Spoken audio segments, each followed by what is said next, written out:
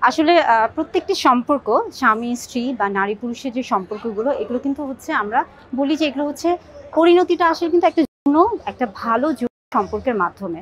এখন দেখা যায় যে পাত্র-পাত্রী অর্থাৎ যার বিবাহ হবে তাদের ক্ষেত্রে কিংবা যাদের বিবাহ হয়ে গেছে অর্থাৎ নতুন দম্পতির ক্ষেত্রে কিংবা যারা অনেকদিন ধরে সংসার করছেন তাদের মধ্যেও কিন্তু অনেক সময় সহবাসের ক্ষেত্রে একটা ভয় বা একটা অনীহা কাজ করে।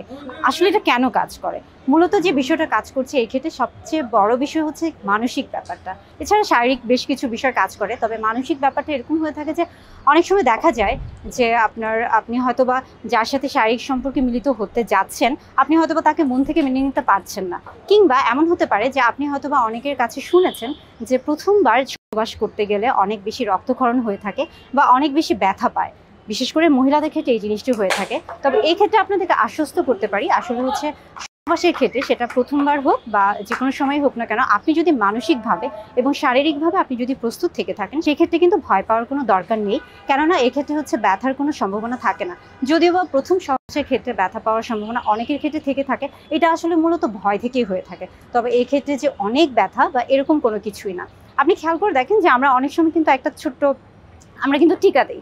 সো টিকার ক্ষেত্রেও কিন্তু আমাদের মনে হয় যে একটা পিঁপড়া কামড় দিচ্ছে। তো আমরা যদি এভাবে চিন্তা করি যে আমাদের যে এই যে ভয়টা এটা আসলে হচ্ছে একান্তই মনের ভয়। এই ধরনের কোনো ব্যথা পাওয়ার কোনো সম্ভাবনা নেই।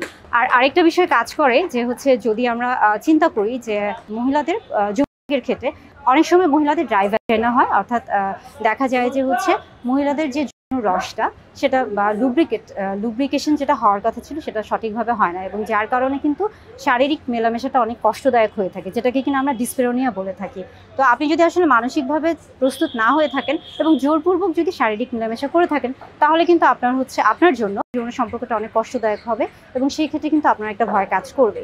আবার আরেকটা জিনিস হচ্ছে যে আপনি আগে থেকে এত বেশি ভীত, এত বেশি শঙ্কিত সম্পর্ক নিয়ে দেখা গেল যে আপনি যখন সহবাসে যাচ্ছেন বা ওই প্রক্রিয়ার মধ্য দিয়ে যাচ্ছেন তখন দেখা যাচ্ছে যে আপনার নিজের ইচ্ছার বিরুদ্ধে, অর্থাৎ আপনার মনের অজান্তেই কিন্তু আপনার যে যে হচ্ছে পেশিগুলো আছে সেগুলো কিন্তু অনেক বেশি শক্ত হয়ে যায়, যেটাকে আমরা বলে থাকি যে পেশিগুলো অনেক বেশি ইনভলন্টারিলি এগুলো রিজিড হয়ে যায়, অর্থাৎ কাজ করতে চায় না, আপনাকে সাপোর্ট দিতে চায় না। এই জন্য আপনি আপনার মানসিকভাবে আপনি নিজেকে প্রস্তুত করুন, ভয় পাবেন না, এটা একটা বিষয়।